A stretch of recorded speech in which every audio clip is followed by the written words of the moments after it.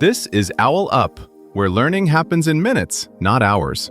For a deeper journey, explore all our courses at owlup.co. Now, let's dive in.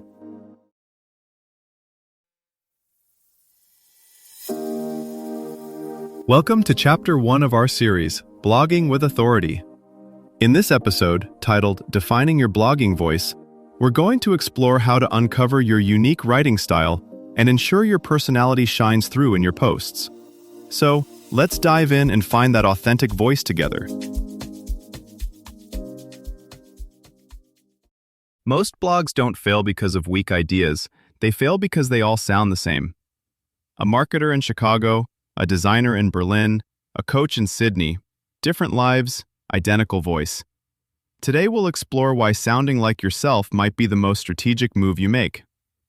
Most creators assume their voice will just show up once they start publishing. Then they hit publish 20, 50, 100 times, and everything still feels like a cleaned-up version of a corporate memo. The problem isn't that they're faking it, it's that their real patterns, how they think, joke, rant, question, never make it onto the page. Research backs this up. The bloggers getting the best results are the ones whose readers say, "I can hear you in my head when I read this." That's not an accident.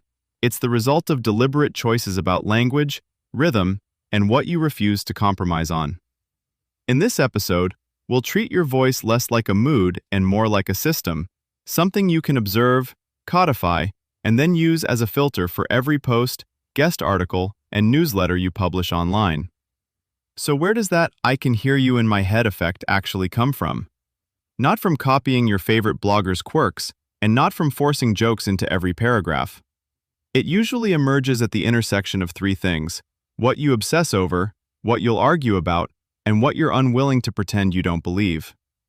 That mix quietly shapes whether you write like a generous teacher, a playful skeptic, a tough love coach, or a meticulous analyst, and each of those attracts and repels different readers, just like a specific investment style attracts a specific kind of client. If you strip away the buzzwords, what you're really trying to design is, what is it like to be inside my head for 5 minutes? That experience is your blogging voice in practice.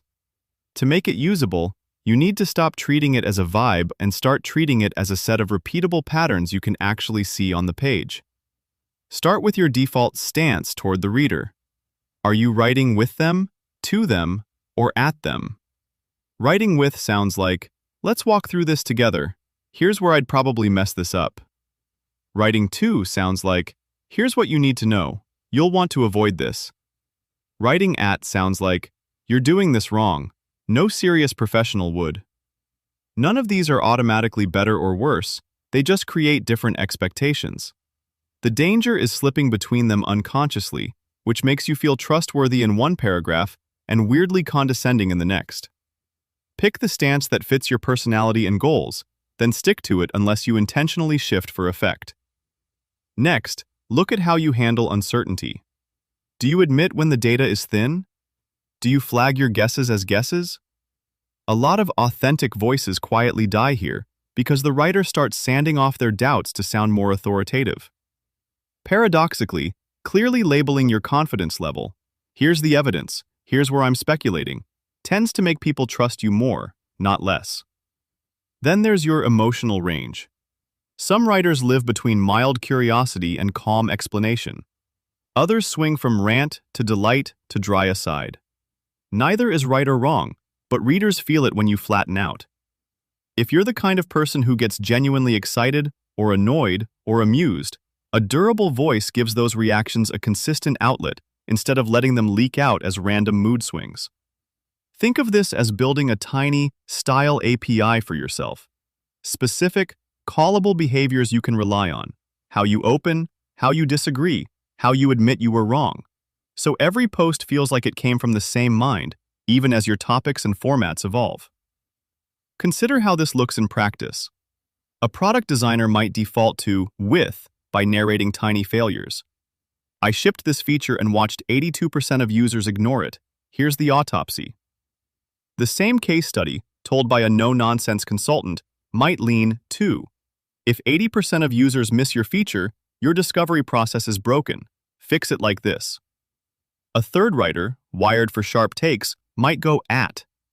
If your users can't find core features, you're not doing product design. You're decorating interfaces. Notice what shifts: sentence length, tolerance for fluff, even how often they use you versus we. Those are the surface traces of the deeper patterns you're designing. Over time, you can turn them into simple rules. Short sentences when I'm making a point. Stories before frameworks. One clear admission of doubt per article. Like configuring an app with a few key preferences, those rules quietly standardize how you show up, so readers know exactly what kind of mental environment they're stepping into each time. Your voice choices don't just shape posts, they quietly shape your career. Editors, clients, and collaborators start to recognize your signature the way fans recognize a producer's tag on a track. Over time, that signature becomes a filter for opportunities. Certain gigs stop showing up, others find you faster. Treat drafts like prototypes in a lab. Tweak one variable, heat, sharpness, vulnerability, then watch which readers lean in, reply, or hit subscribe. Treat each post as a field test. Which lines friends quote back? Which sections strangers screenshot? Which tangents people say felt like you talking? Those are breadcrumbs. Over time, patterns emerge. Favorite phrases, recurring angles, default moods. Don't chase consistency first. Chase recognizability, then refine the rough edges. Start with this tiny habit. When you open a blog post, yours or someone else's, underline just one sentence that sounds the most like a real person talking. Then, in your Notes app or a sticky note, rewrite that one sentence using the way you'd actually say it out loud to a friend. Same idea, just in your own words. If you're about to hit publish on a post, scroll to the first paragraph and swap just one stiff phrase for how you'd naturally say it in conversation. Do this once per day, and let those tiny tweaks slowly shape your true blogging voice. This was OwlUp, your daily step forward. To keep learning with structured courses and more insights, go to owlup.co. Until tomorrow!